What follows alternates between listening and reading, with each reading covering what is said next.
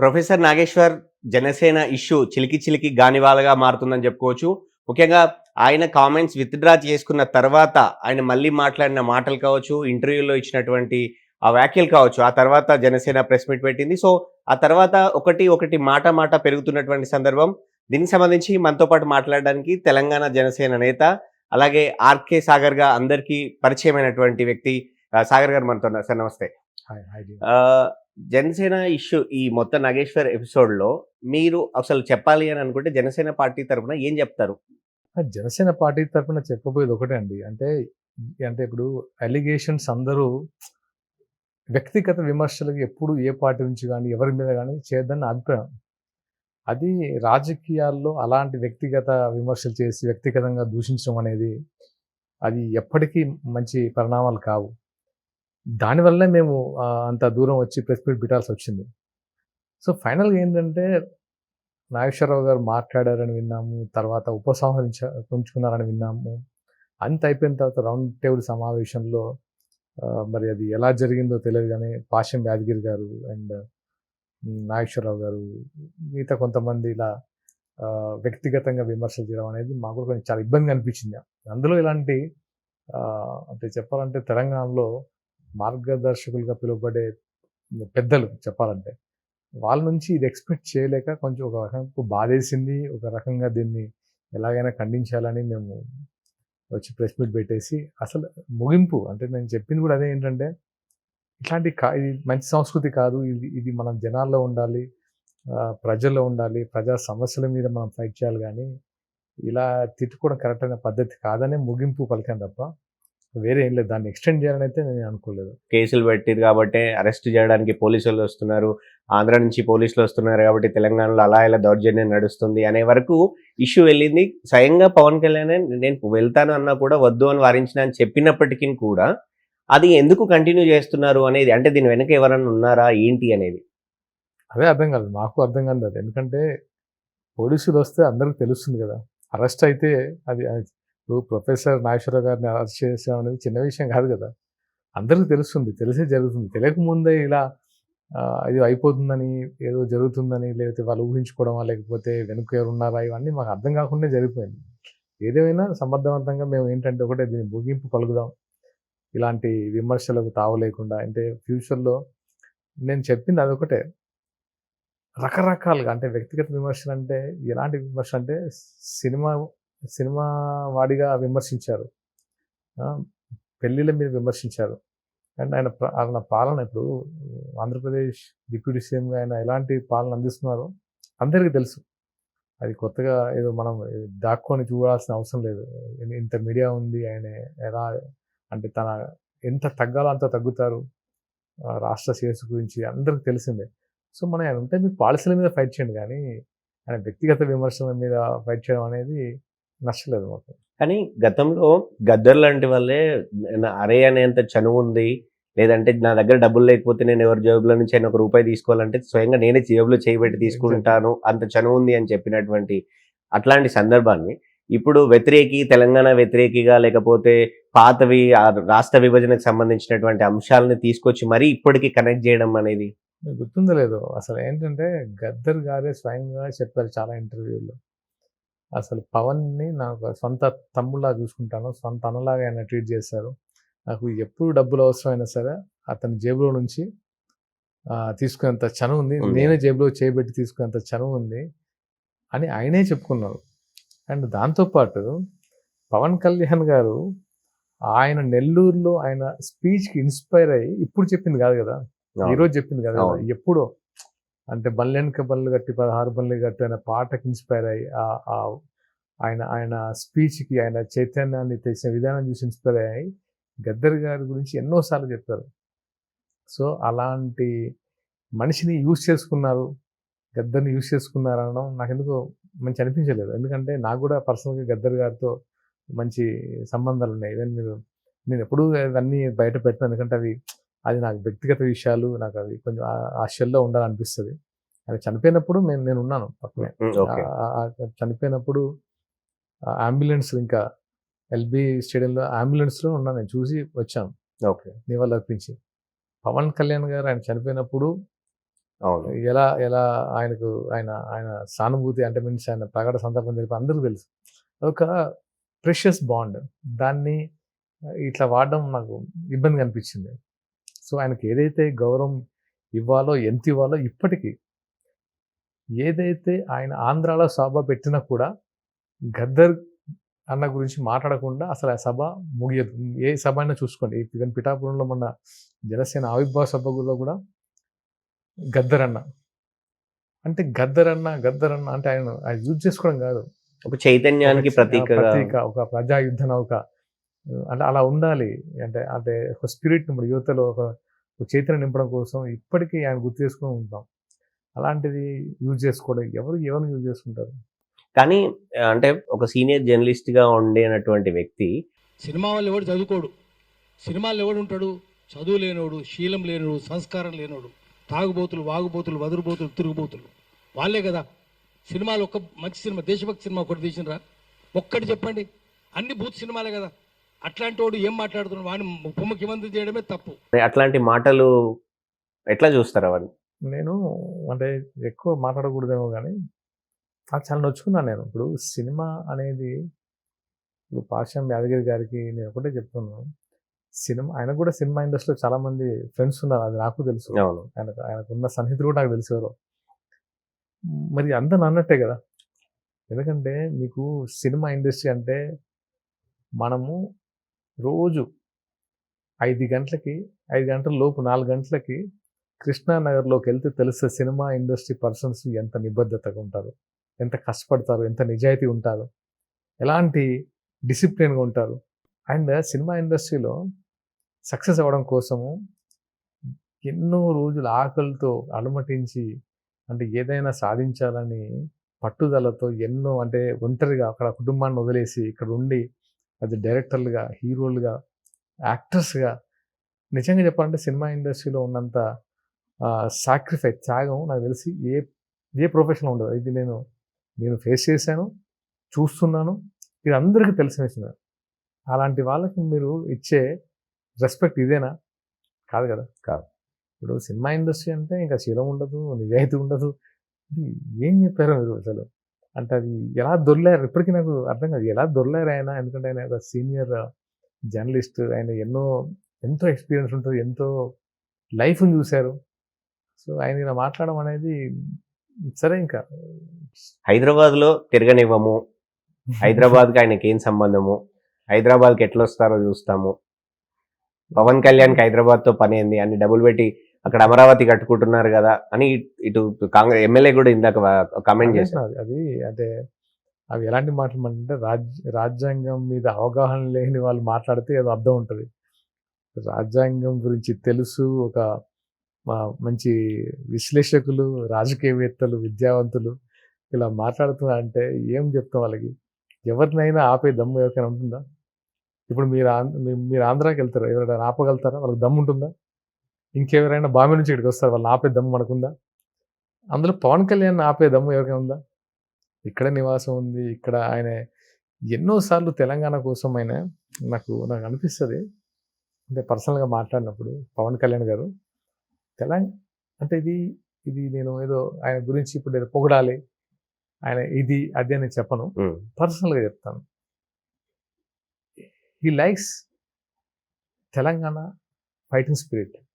ఆయనకు Telangana fighting spirit అంటే ఇప్పటికి ఇష్టం. ఆయన ఎప్పుడు అంటూ ఉంటారు. ఈవెన్ ఆంధ్ర సభలో కూడా మీ తెలంగాణ లాగా మొండిగా అలా ఫైట్ చేసే తత్వం ఇక్కడ లేదు. అసలు ఇలాంటి వాళ్ళు కావాలి.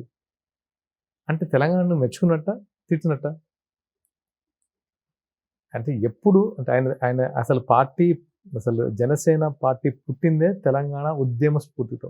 ఆయన ఎప్పుడు చెప్పేది. నేను కూడా దానికి అట్రాక్ట్ అయ్యా. ఒక ఉద్యమాన్ని స్ఫూర్తిగా తీసుకొని ఒక పార్టీ పెట్టడం అంటే తెలంగాణకి ఎంత రెస్పెక్ట్ ఇచ్చినట్టు. అది కూడా తెలంగాణలో పెట్టిన పార్టీ 2014లో. ఎక్కడో ఆంధ్రాలోనో, ఢిల్లీలోనో ఇక్కడ పెట్టలే. ఇక్కడ తెలంగాణలో పెట్టిన పార్టీ అంటే తెలంగాణ పార్టీ కాకపోతే ఆంధ్ర పార్టీ ఎట్లా అవుద్ది? ఈ జెండా ఎక్కడ పెట్టారు?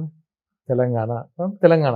ఇప్పుడు యాజ్ ఎ డిప్యూటీ సీఎం అక్కడ ఉంటే ఆయన తెలంగాణ కాకుండా పోతాడా? అది అసలు ఇది అన్నీ తెలిసి ఈ మాటలు వినకుండా ఇవి చెప్తున్నప్పుడల్లా అందరూ చెవులు మూసుకుంటారు. ఆంధ్ర అంటారు. ఇదెక్కడ న్యాయం? సో ఈ రోజు కాదు ఆయన తెలంగాణకు ఏదో డిప్యూటీ సీఎం అయిన తర్వాత వచ్చినవాడు కాదు.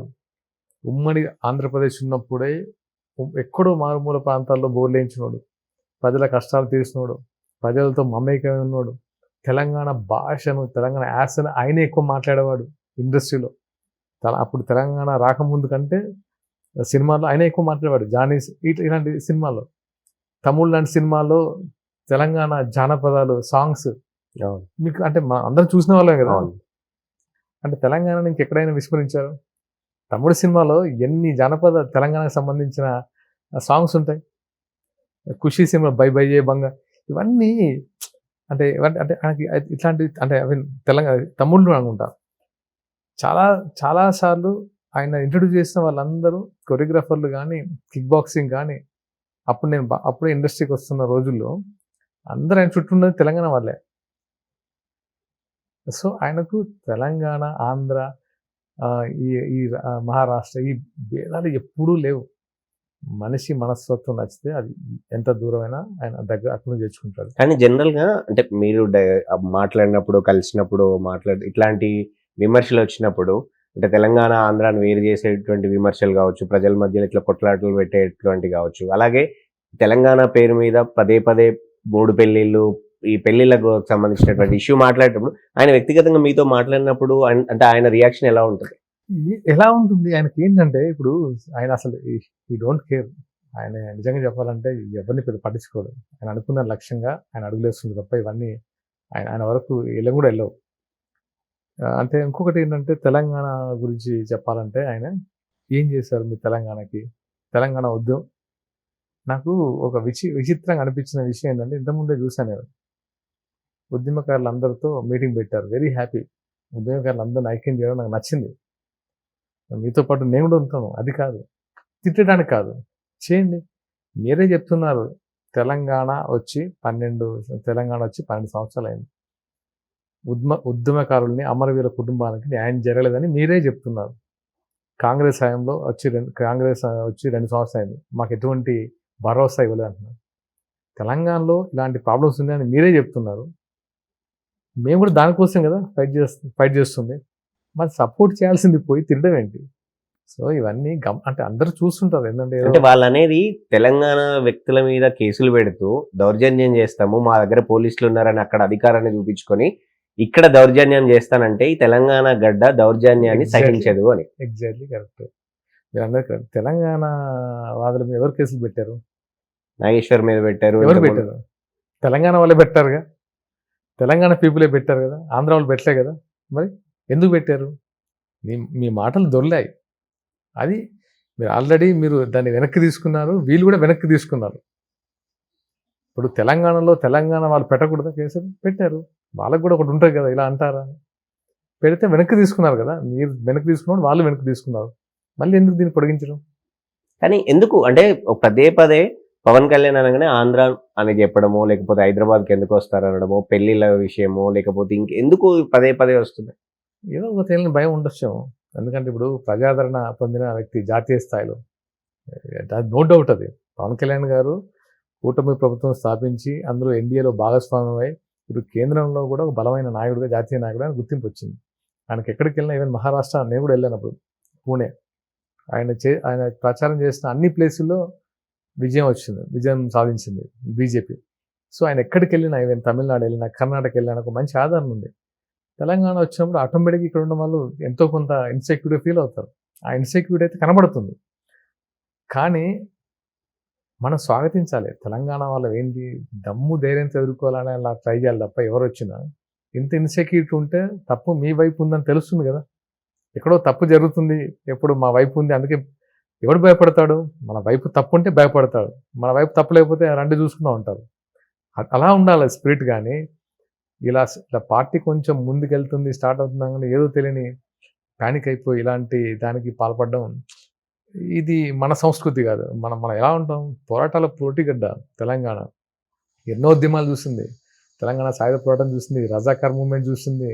ఇంకా తెలంగాణ ఉద్యమం అంటే అన్ని అంటే ఇప్పుడు మీరు తెలంగాణ కదా, మీ నాన్న ఒక జనరేషన్లో ఈ ఉద్యమంలో పాల్గొని ఉంటాడు, మీ తాతగారు పాల్గొని ఉంటారు, తాత వాళ్ళ నాన్న కూడా ఏదో ఒక ఉద్యమంలో పార్ట్ అయి ఉంటాడు. ఇది మన లైఫ్ స్టైల్. సో అలాంటి మనము ఒకటి భయపడేది ఏంటి అలా అట్లుండాలి తప్ప పానిక్ అయిపోయి ఏదో జరుగుతుంది వస్తే రాని మంచి చేయడం కోసం ఎవరు వచ్చినా మనం స్వాగతించాలి కదా. అంటే జనసేన ఇక్కడికి వస్తుంది, తెలంగాణలో కూడా పార్టీ విస్తరిస్తుందని ఇదన్నీ జరుగుతుందని డెఫినెట్గా ఇప్పుడు జనసేన ఇప్పుడు ఎక్కడైనా సరే కాన్స్టిట్యూషన్లో నువ్వు ఏ పార్టీ అయినా ఎక్కడైనా విస్తరించవచ్చు. అరే మీరు బీఆర్ఎస్ ఇప్పుడు పెట్టిన పార్టీ మీరు విస్తరించలే, టీఆర్ఎస్ని బీఆర్ఎస్గా మార్చి మహారాష్ట్రలోను ఆంధ్రాలోను మీరు విస్తరించలే. అలాగే మేము టీఆర్ఎస్ లాగే మేము కూడా ఇక్కడ పెట్టిన పార్టీ జనసేన, కానీ మాకు అక్కడ ఫస్ట్ అధికారం వచ్చింది, తర్వాత ఇక్కడ మేము పార్టిసిపేట్ చేస్తున్నాం. దాంట్లో తప్పేముంది? సో ఎవరైనా ఎక్కడి నుంచైనా పోటీ చేయొచ్చు. ఆ పోటీని మీరు ఫేస్ చేయాలి. అది బీఆర్ఎస్ అయినా, బీజేపీ అయినా, కాంగ్రెస్ అయినా, ఏ పార్టీ అయినా. అంటే మీకు ఆలోచన ఉందా? అంటే జనసేన తెలంగాణలో ఎస్టాబ్లిష్ చేసి ఫుల్ ఫ్లెడ్జ్డ్ గా రాజకీయం చేస్తారు, పవన్ కళ్యాణ్ ఇక్కడికి వస్తారు ప్రచారానికైనా, అంటే ఇక్కడ లీడర్లను గైడ్ చేయడానికైనా, అలాంటి ఆలోచనలో ఉందా party? 100% with in a week మీరు చూస్తారు ఆ అజెండా, ఆ ప్లానింగ్ అంతా. సో డెఫినెట్గా పార్టీ పెట్టిందే విస్తరించడానికి. ఇంత ప్రజాదరణ ఉన్నప్పుడు ఎందుకు మనం తగ్గుతాం? సో ప్రజలకి ఇక్కడ అవసరం ఉంది అనే దానికంటే వాళ్ళు ఉన్న ఇబ్బందులను మన వంతుగా మనం ఏం చేయగలమో జనసేన వైపు నుంచి డెఫినెట్గా చేస్తాం. లేదా ఎన్ని ప్రాబ్లమ్స్ ఉన్నాయి? ఏమైంది? 12 సంవత్సరాల తర్వాత కూడా తెలంగాణలో ఎవరు బాగుపడ్డారు? తెలంగాణ సమాజం బాగుందా? గుండె మీద చేసుకొని చెప్పండి. నీళ్లు, నిధులు, నియామకాలని స్టార్ట్ చేసిన ఉద్యమం ఈరోజు ఎవరికి ఉన్నాయి? ఉద్యోగాలు ఉన్నాయా? మా ఉద్యోగాలు మాకు కావాలన్నా అని సపరేట్ అయింది కదా, మరి మా ఉద్యోగాలు ఎక్కడికి పోయినాయి? నీళ్లు, కాళేశ్వరం డ్యామ్, అది దాని గురించి చర్చలే జరుగుతున్నాయి తప్ప ఏమైనా ఫలితం ఉందా? ఉద్యోగాలు అంటే సంక్షేమ పథకాలు, తెలంగాణ సమాజం నిజంగా హ్యాపీగా ఉందని చెప్పగలరు గుండె మీద చేసుకునే రోజు? వీళ్ళే చెప్తున్నారు కదా, అమరవీరులు 1200 మంది ఉంటే 500 మందికి ఏదో నామాత్రం ఇచ్చి చేతులు దులిపేసుకున్నారని చెప్పారు. మీరే చెప్తున్నారు ఇన్ని ప్రాబ్లమ్స్ ఉందని. మేము ఉన్నాము మీ తోడుగానే కదా మేము ఉంది. మీరు ఆంధ్ర పార్టీ తెలంగాణ పార్టీలు ఏం లేవండి ఇప్పుడు. కానీ సాగర్ గారు, నేను ఒక మాట అంటాను, ఏపీ డిప్యూటీ సీఎం వచ్చి తెలంగాణలో రాజకీయాలు చేస్తారు, ఇక్కడ ఫుల్ ఫ్లెడ్జ్డ్ రాజకీయాలు చేస్తారా? మళ్ళీ ఇప్పుడు మీరు ఆ మాట అంటే ఏమవుతుంది అని అంటే, పార్ట్ టైం ఇక్కడ కూడా పార్ట్ టైమే కదా ఆయన వచ్చేది. ఇక్కడ ఎందుకు క్యాడర్ ఉండదా? ఇక్కడ కూడా ఉంటారు, ఇక్కడ వాళ్ళు అవుతారు, ఇక్కడ నాయకులు వస్తారు. ఇక్కడ కూడా మాకు చాలా మంది నాయకులు, మంచి మంచి మంచి నాయకులు రావడానికి రెడీగా ఉన్నారు. అంటే ఆయన ఒక్కరే కాదు కదా, ఇక్కడ కూడా ఒక నాయకత్వ లక్షణాలు ఉన్న వాళ్ళని పెట్టచ్చు. ఆయన పర్యవేక్షణలో ఏదైనా జరగవచ్చు కదా, మీరు ఊహించుకోవడం దానికి. కానీ మీరు కొంత అంటే పోరాటాలు అది ఇది అని మాట్లాడు, గతంలో పవన్ కళ్యాణ్ కూడా ఇదే మాటలు మాట్లాడిన వ్యక్తి, ఆదర్శంగా గద్దరన్న లాంటి వాళ్ళని తీసుకున్నటువంటి వ్యక్తి. కానీ ఆయన గతంలో అన్ని చెగువేరా ఫోటోలు ఉండేవి, ఇప్పుడు ఎన్టీఆర్ ఫోటోలు వచ్చాయని కూడా వాళ్ళే మాట్లాడుతున్నటువంటి, అంటే అంటే మనం ఏదైతే ముందడుగు వేశారని మీరు అనుకుంటున్నారో దాన్నే ప్రశ్నిస్తున్నారు కదా ఇక్కడ తెలంగాణ వాదులుగా. చెగువీరా అని అంటే రోజు ఫోటో పెట్టుకొని చెగువీరా పెట్టరు కదా, ఆయన ఎన్టీఆర్ ఫోటో జేబులో పెట్టుకొని తిరగట్లేగా. ఎవరైతే ఆయనకు ఇన్స్పిరేషన్, నా ఇన్స్పిరేషన్ అంటే నేను రోజు నేను గుండెలో పెట్టుకుంటాను తప్ప ఫోటోలు పెట్టుకుని తిరగను కదా. అంటే ఫోటోలు పెట్టుకుని తిరగాలి వీళ్ళకి, అప్పుడు పెట్టుకుంటారు. వాళ్ళ ఇంట్లో అవే ఫొటోస్ ఉంటాయి, మీకు తెలుసా? వాళ్ళ ఇంట్లో అవే ఫొటోస్ ఉంటాయి, చెగోవీరా ఫోటోలు ఉంటాయి, వీళ్ళకి తెలుసా? అది ఆయన నమ్మిన సిద్ధాంతాల ప్రకారం వెళ్తుంటారు తప్ప ఆ ఫోటోలు మార్చారు, ఈ ఫోటోలు మార్చారు, అది రాంగ్ యాక్చువల్గా. అంటే ఆ స్వాభ అంటే అంత చిన్నగా ఆలోచించకూడదు. నువ్వు వన్స్ పవన్ కళ్యాణ్ గారు ఏం చేశారు యాజ్ ఎ డిప్యూటీ సీఎం గారు 100 చెప్తాం మేము. రోడ్లు లేని చోట, అసలు రోడ్డే లేని చోట డోళీలు వేసుకొని, అంటే నేను ఒకసారి షూటింగ్ అప్పుడు ఏజెన్సీ ప్లేస్లో వెళ్ళేవాడిని, అరకు ఆ ప్లేస్లో. మాకే అనిపించింది, అంటే ఇంత భయంకరమైన ప్లేస్లో వీళ్ళు ఒక మనుషులు బతికేస్తున్నారు, వాళ్ళకి కుటుంబ నియంత్రణ తెలియదు, బిడ్డలను కంటూ ఉంటారు, సరైన హాస్పిటల్ ఫెసిలిటీ తెలియదు, ఏదైనా చిన్న చిన్న ప్రమాదాలతో డోలేలో కిలోమీటర్లు తీసుకెళ్తారు. అసలు వీళ్ళకి ఎట్లా హాస్పిటల్ లేదు, ఒక విద్యా సదుపాయం లేదు, అసలు వీళ్ళు ఇంత దూరంగా ఎలా ఉన్నారు అనుకున్నాం. అలాంటి ప్లేస్లో ఈరోజు కరెంట్ వచ్చింది, వాళ్ళకి కరెంట్ అంటే తెలియదు. అలాంటి ప్లేస్లో వాళ్ళకి రోడ్లు వచ్చాయి, అలాంటి ప్లేస్లో వాళ్ళకి ఒక ట్రాన్స్పోర్టేషన్ స్టార్ట్ అయింది, వాళ్ళకి చెప్పులు వచ్చాయి. ఇది అభివృద్ధి కాదా? ఎన్ని ఎన్ని ఎంత ఒకప్పుడు రోడ్లు ఎలా ఉండే మీకు తెలుసు కదా. అవును. ఒకప్పుడు రోడ్ల గురించి ఎంత కామెంట్లు జరిగాయి తెలుసు కదా. అన్ని మేమ్లే ఉండేది ఏపీ రోడ్లు అంటే. ఇప్పుడు రోడ్లు ఎలా ఉన్నాయి. ఇప్పుడు ఆయన తీసుకున్న శాఖలో ఆయనకు అవార్డ్స్ కూడా వచ్చాయి. సో ఇవన్నీ క్వశ్చన్ చేయడానికి లేదు. ఎందుకంటే ఆయనకు ఒకటి ఎప్పుడు ఉంటుంది, ఆయనకు తీసుకున్న శాఖను కానీ ఆయన చేస్తున్న పనిని కానీ పూర్తిగా గౌరవించి అదేమంటారు త్రికరణ శుద్ధితో చేస్తారు ఆయన. అంటే అన్ని పక్కన పెట్టేసి ఫస్ట్ ఈవెన్ ఆయన డిప్యూటీ సీఎంగా యాజ్ ఏ మినిస్టర్గా జాయిన్ అయిన తర్వాత 1 year వరకు ఆయన నేర్చుకోవడంలోనే నిమగ్నమయ్యారు. నాకు పరిపాలన గురించి తెలుసుకోవాలని పార్టీ మీద కూడా కాన్సన్ట్రేట్ చేయలేదు. లేదు నాకు తెలియాలి, నేను ఎలా సర్వీస్ చేయగలను. అదంతా మేము దగ్గర నుంచి చూసే వాళ్ళం. ఓహో ఎందుకు మాకు టైం ఇవ్వట్లేదు అంటే, ఓహో ఆయన ప్రజలకు చేయడానికి వచ్చాడు, అదే చేయాలని చూపిస్తున్నారు. ఈరోజు ఒక్కరైనా డిప్యూటీ సీఎం గారిని కామెంట్ చేయగలరా చెప్పండి. నేను అంటే మామూలుగా అడుగుతున్నాను, యాజ్ ఏ పౌరుడు అడుగుతున్నాను, జనసేన నాయకుడు గారు పౌరుడు అడుగుతున్నాను. ఆయన కామెంట్ చేయగలమా ఆయన చేసే పనులు? సో ఇది గమనించాలి. కానీ ఎంతసేపు ఆయన ఎలా విమర్శించాలి, ఏ ఏ యాంగిల్లో ఆయన దొరుకుతాడు, పెళ్ళిళ్ళు యాంగిల్లో దొరుకుతాడా, సినిమా యాంగిల్లో దొరుకుతాడా, లేకపోతే ఆయన జుట్టు కట్ చేసుకున్నాడా, ఇలా బాడీ షేమింగ్, ఎక్కడున్నారు మీరు, ఏం ఆలోచిస్తున్నారు? మీరు కూడా పెద్ద పెద్ద పోరాటాలు చేసి వచ్చిన వాళ్ళు అంటారు కదా, మీరు ఆలోచించే విధానం ఎలా ఉండాలి, ఇంకా ఇంకా ఉన్నతంగా ఉండాలి కదా. మీ లీడర్ ఒక ఆయన మాట్లాడుతూ, నాకు వాళ్ళతో సంబంధం లేదు తెలంగాణ వాళ్ళతో అనుకుంటే కొండగట్టు మీద అంత ప్రేమని సపరేట్గా బడ్జెట్ తీసుకొచ్చి మరి ఎందుకు అభివృద్ధి చేస్తాను చెప్తాను కదా. ఆయన అనుకున్నారు. అప్పుడు అంతకుముందు కొండగట్టుకు వచ్చినప్పుడు అది డిప్యూటీ సీఎంగా వాళ్ళు అర్జీ పెట్టారు కొండగట్టు అర్చకులు. సార్ మాకు ఇలా రోడ్డు మార్గం ఒకటి కావాలి, గిరి ప్రదక్షిణకి అండ్ టెంపుల్ అభివృద్ధి కావాలంటే ఆయన స్వీకరించి ఆ తర్వాత టీటీడీ నిధులతో టీటీడీ వాళ్ళతో మాట్లాడి కొండగట్టుకి ఆయన 35 కోట్ల నిధులు సమకూర్చారు. దానికని నేను నిధులు సమకూర్చాను కాబట్టి అలా ఎప్పుడు అనుకోరు. ఆయన ఇలా ఇచ్చింది ఇలా మర్చిపోతారు. మళ్ళీ ఇంకేం చేయాలని అనుకుంటారు తప్ప నేను అది ఇచ్చాను ఇది ఇచ్చాను ఎప్పుడు అనుకునే తత్వం కాదు. పవన్ కళ్యాణ్ గారిని పర్సనల్గా దగ్గర నుంచి గమనిస్తే అర్థమవుతుంది ఆయన ఏంటి అని. ఆయన ఎంత ఇంపార్టెన్స్ ఇస్తారు, ఎంత ఉన్నతంగా ఆలోచిస్తారని. ఇంకా తెలియకపోతే మనం ఇంకా అంటే ఈరోజు మీరు చూసుంటారు, అంటే ఫోటోలు పెట్టి కొట్టేలాగా చెప్పులతో కొడుతున్నాము, మేము మళ్ళీ రావద్దు మా తెలంగాణకు, నువ్వు ఎందుకు వస్తావు అనే ఇట్లాంటి వ్యాఖ్యలు ఒకవైపు. ఈ ఇష్యూ అంతా కూడా మీ తెలంగాణ అంటే జనసేన లీడర్లతో పార్టీ వైపు నుంచి ఆయన మాట్లాడడం కానీ పార్టీ నుంచి మాట్లాడడం కానీ జరిగిందా? అంటే ఆయన ఏమన్నారు ఏంటి అని. ఆయన వరకు మేము తీసుకెళ్ళిపోయినా మేము రియాక్ట్ అవుతామండి. ఎందుకంటే యాజ్ ఏ జనసేన నాయకుడిగా రియాక్ట్ అవుతాం.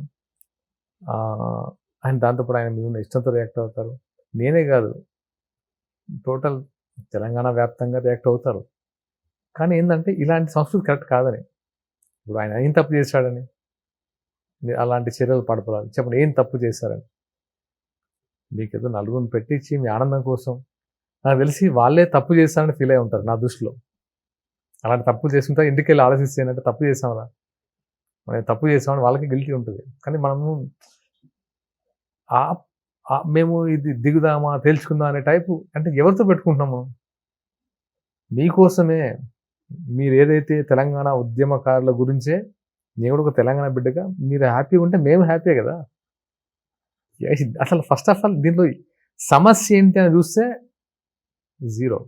మీరు గమనించండి సమస్య ఏంటి దీంట్లో.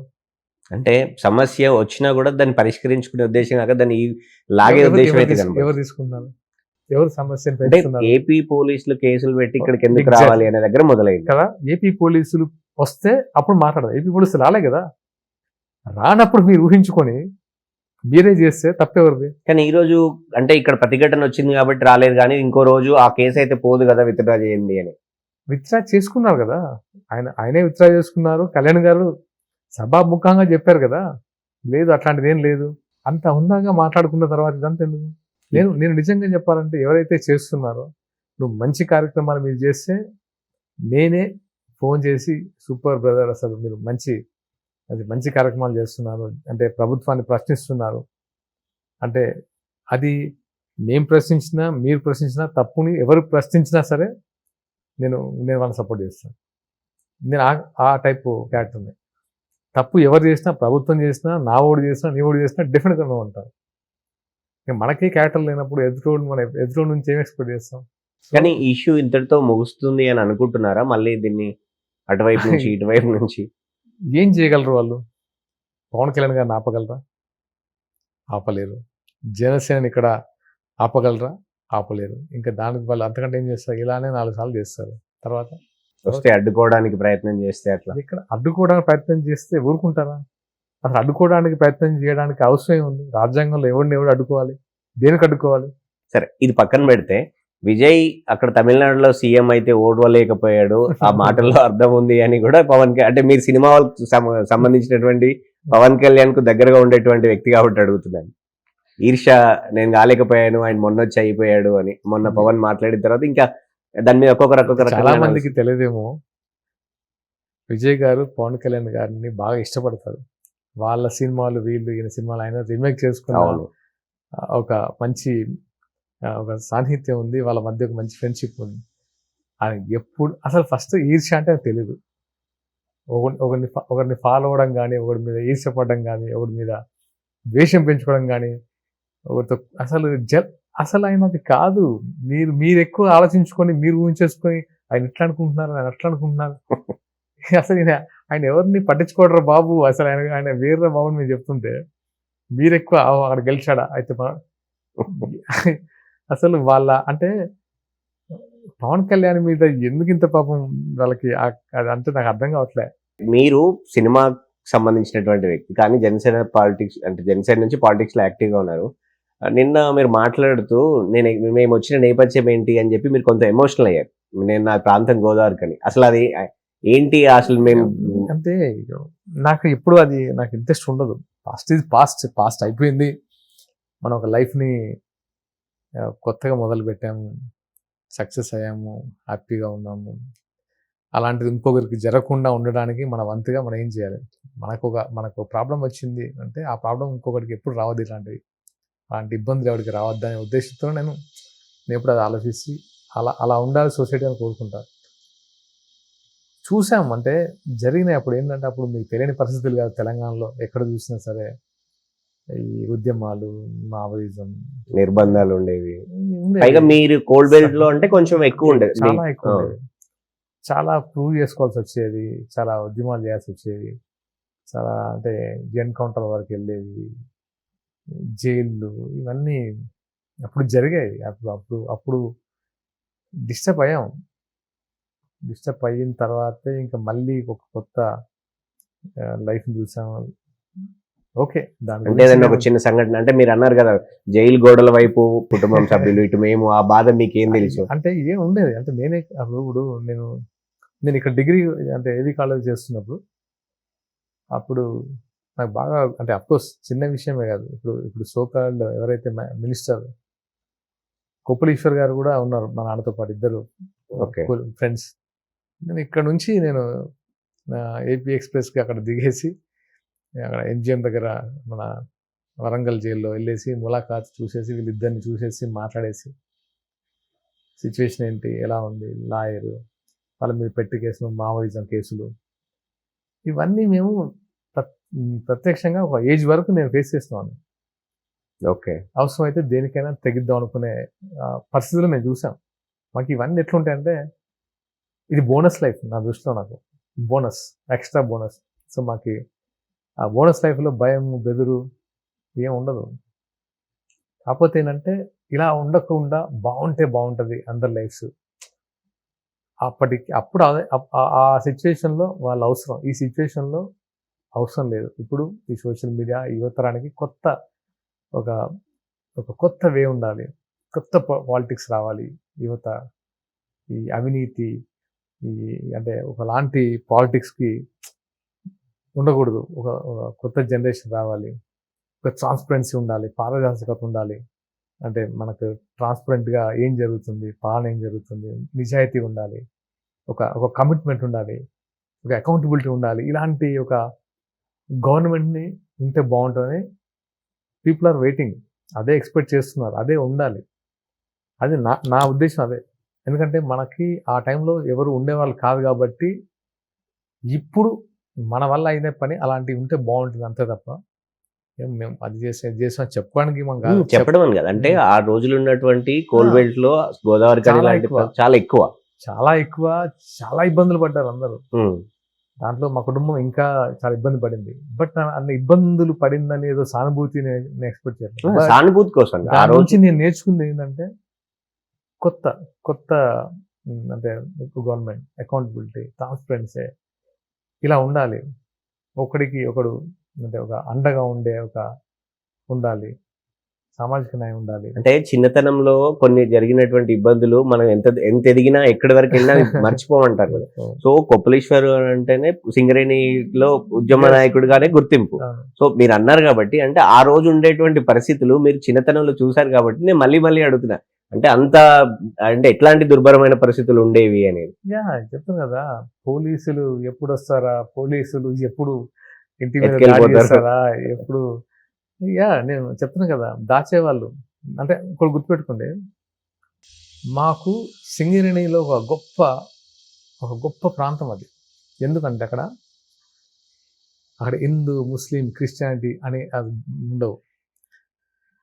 ఓసీ, బీసీ, ఎస్సీ అనే ఆ ఫీలింగ్స్ ఉండవు. అందరిది ఒకటే కులం, కార్మిక కులం.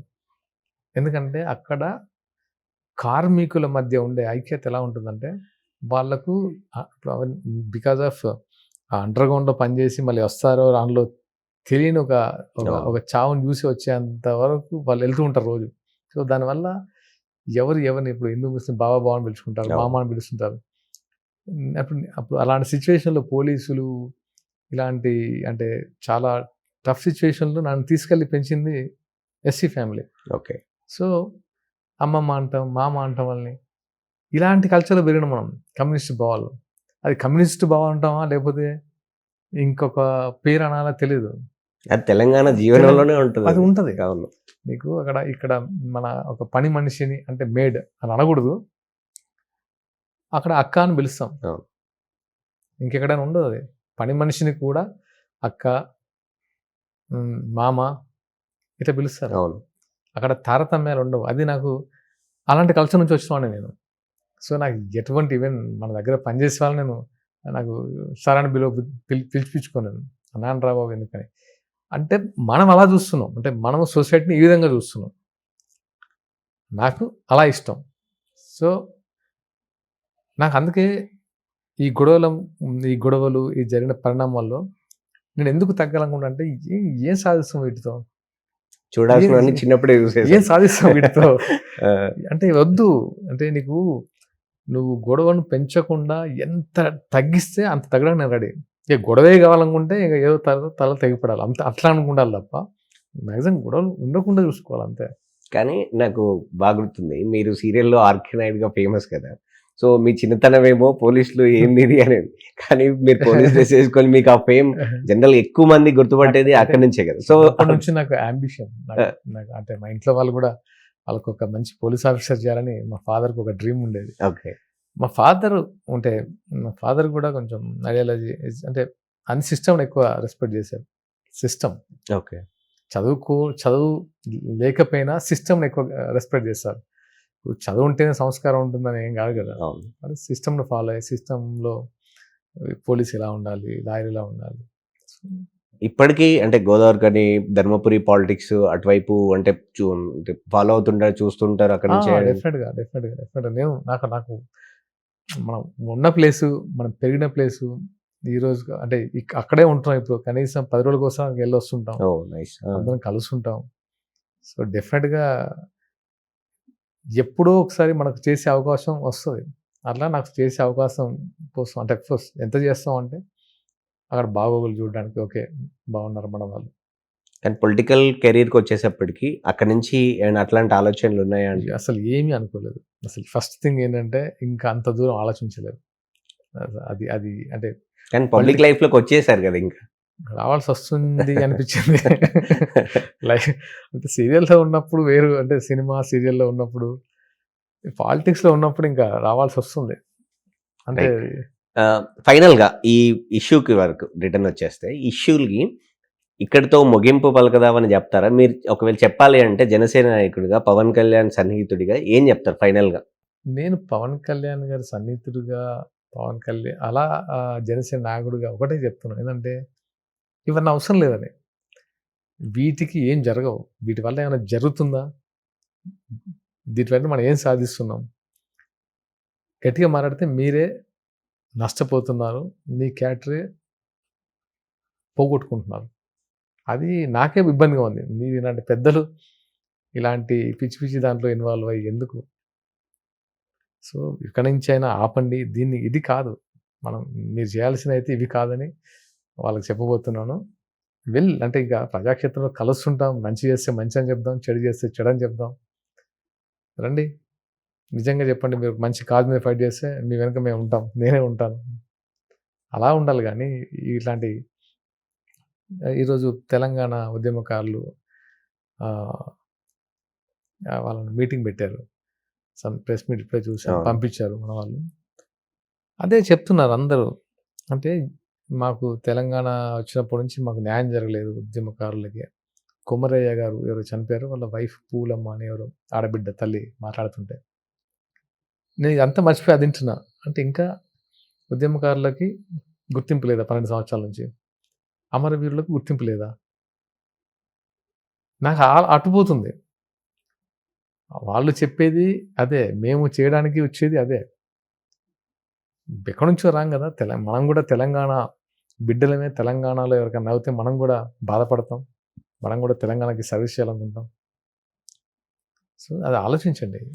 Next final question. Next Janasena వచ్చే ఎన్నికల్లో లోకల్ బాడీ కావచ్చు, ఇంకేదైనా కావచ్చు, పోటీ చేయడానికి ఫుల్ ఫ్లెడ్జ్డ్‌గా ఇక్కడ కూడా విస్తరించడానికి ప్రణాళికలు ఉన్నాయా? చేస్తారా? పవన్ ఫోకస్ చేస్తారా అంటే?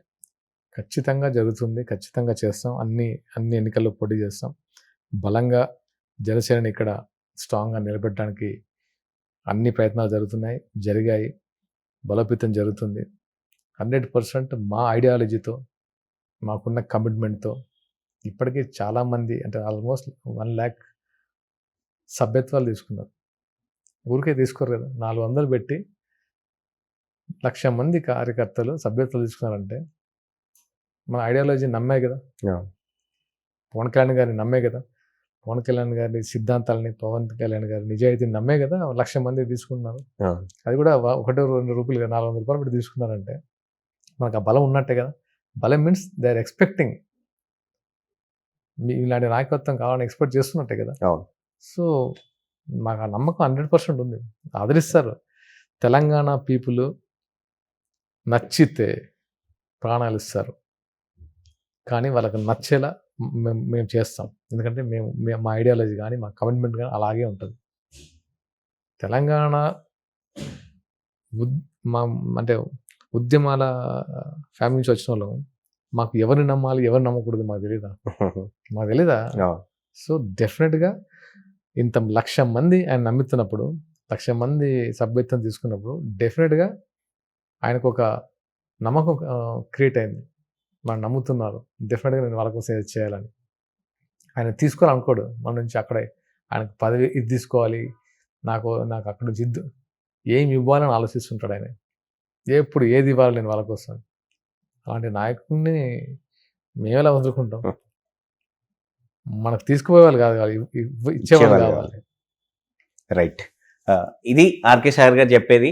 తెలంగాణ ఉద్యమ స్ఫూర్తితోటే జనసేన పుట్టింది, తెలంగాణలోనే పుట్టింది. అలాంటి తెలంగాణ గడ్డపై రాకుండా ఆపడానికి ఎవరికీ సాధ్యం కాదు. ఇది భారతదేశంలో రాజ్యాంగంలో, ప్రజాస్వామ్యంలో అందరికీ హక్కు ఉంటుంది. ఖచ్చితంగా రాబోయే రోజుల్లో జనసేన తెలంగాణలో పూర్తిస్థాయి రాజకీయాల్లో కూడా ఉండబోతోంది. సో, కానీ నాగేశ్వర్ ఇష్యూలో మాత్రం ఇది ఇంతటితో వదిలేస్తే అందరికీ మంచిది. మార్గదర్శకంగా ఉండాల్సిన వాళ్ళే రాజకీయాల్లో భాగం కావద్దు అని ఆయన చెప్తా ఉన్నారు.